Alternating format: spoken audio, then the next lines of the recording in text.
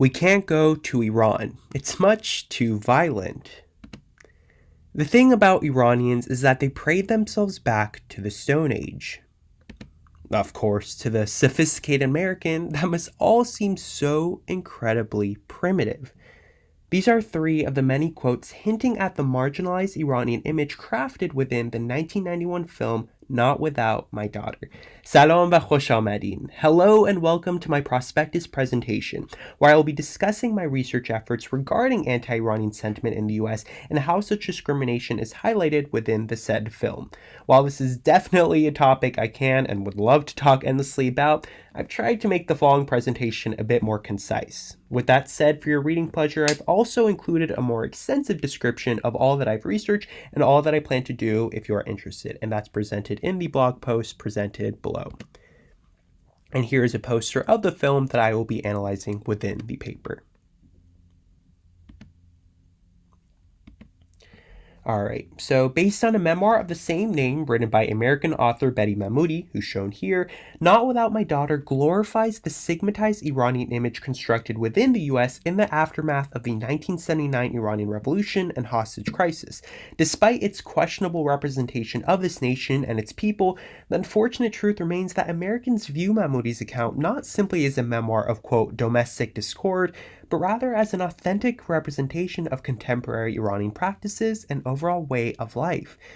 A renowned civilization, one that was formerly glorified for its global stature and advancement, and one that dated all the way back to 550 BC, now deemed to be a stigmatized nation whose, quote, chief exports are violence and chaos.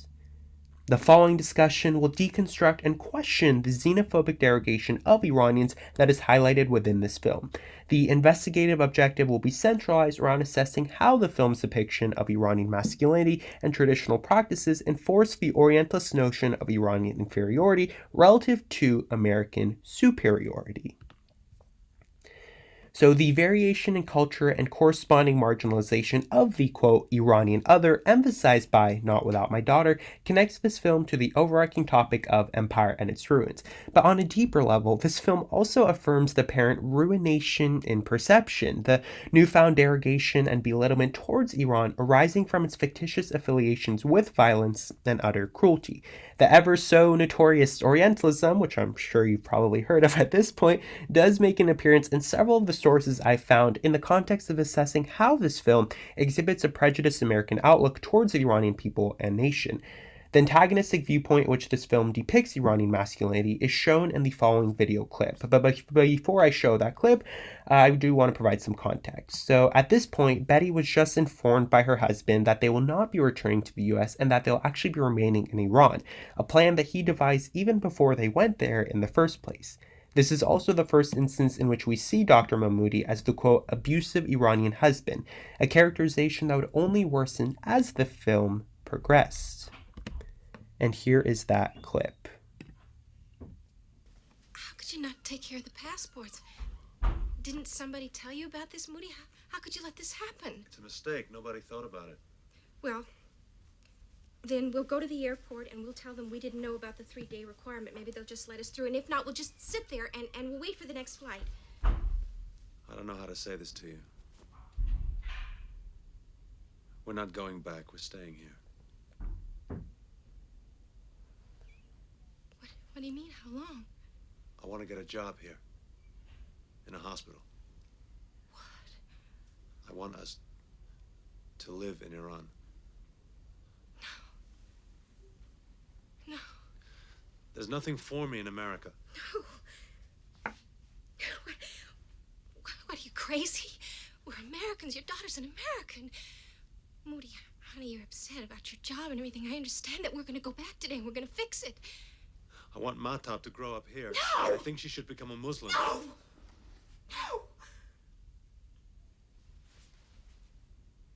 You lied to me. You lied to me. You held the Quran and you swore to me that nothing was going to happen. Mommy? You were planning this all the time. You lied to me. Mommy, aren't we going home today? Yes, we are, honey. I want you to go downstairs and I want you to say goodbye to everybody. All right. Moody, I know what's been going on. They've got no right. You've got to resist it.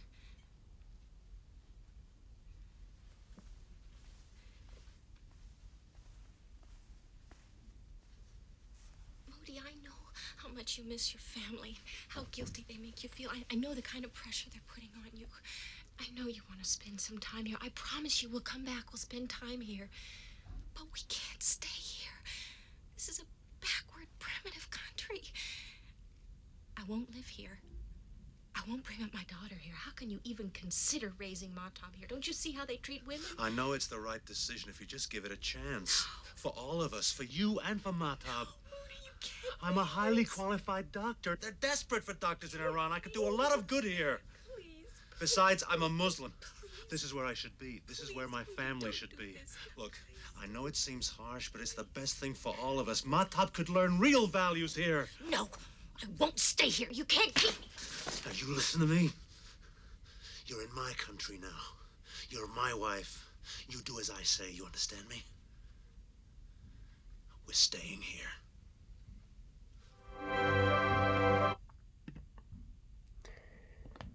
All right, so the specific humanistic questions to be deliberated within the body paragraphs of my paper are presented here. So these first two questions address how Dr. Mahmoudi's characterization and the victim-villain dichotomy between him and Betty enforced the prejudiced perception held towards this nation following the revolution and hostage crisis. And we see the hostage crisis depicted in that second image. So these next few questions regard the biased depiction of Iranian culture, Islamic traditions, and the allegedly incomprehensible nature of the Persian language, as well as their significance in advancing the film's Orientalist agenda. So shown in that first image is a traditional Iranian practice, which is eating your meal on the floor. And the way that this is presented in the film is used as a basis for asserting the, quote, savagery and primitivity of the Iranian people. So the more holistic questions that I intend on answering in the entire paper regard how this film rationalizes or even justifies anti-Iranian sentiment, and as well as questions the morality and humanity of the Iranian people.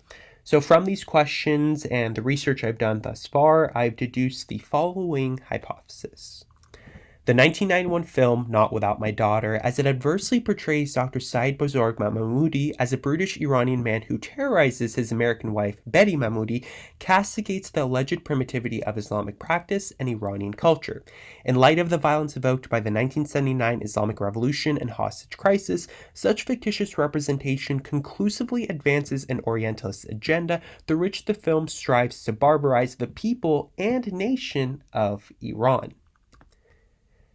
Alright, so looking at the research I've conducted thus far, all of the scholarly sources presented here provide historical context and or analytical commentary regarding the marginalization of Iran and its people emphasized within Not Without My Daughter. So the following publications in particular analyze the various narrative choices made by the film and how these choices are used in asserting or stigmatizing the Iranian other. So the insight offered by each of these articles specifically is detailed in the annotated bibliography, which I'll be linking below. And these are just some of the general themes brought up in those articles.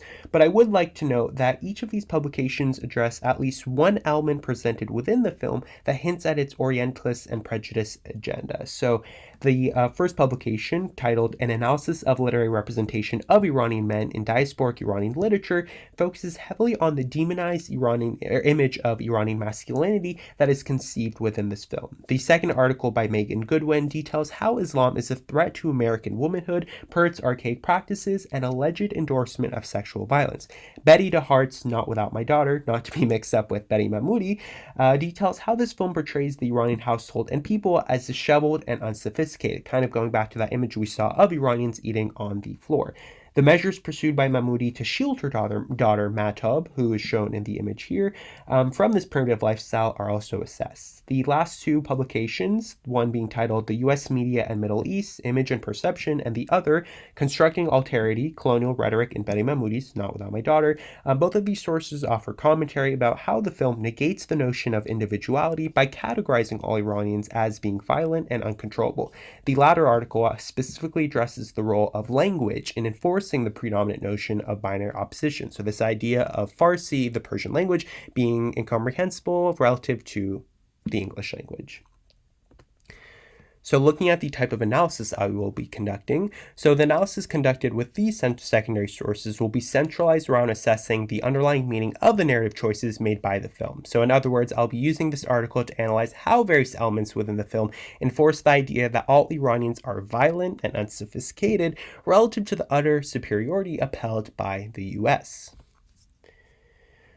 So the tentative answers that I have for the research questions presented earlier in this presentation. So from these sources, I've deduced that the antagonistic characterization of Mahmoudi and the unfavorable presentation of Islamic religion and Iranian culture in the film are used to categorize all Iranians as, quote, being are violent and unsophisticated. Such practices render Iranians to be inferior relative to the modernity and sophistication upheld by the US, thereby hinting at the measures undertaken by the film to dehumanize the Iranian people. Anti-Iranian sentiment stems from the violence believed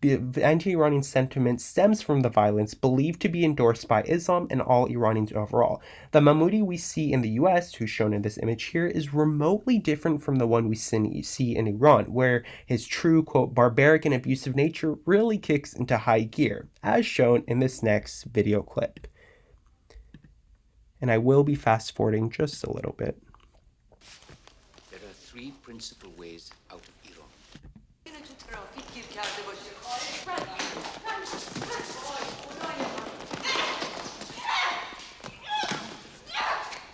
Where are you? What do you mean?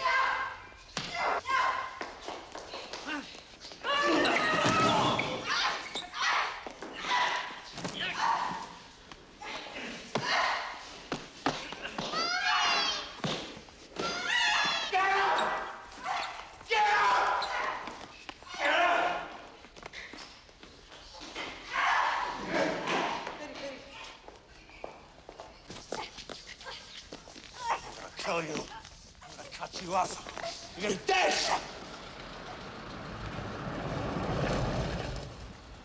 Get up. All right, I think we see where that's going.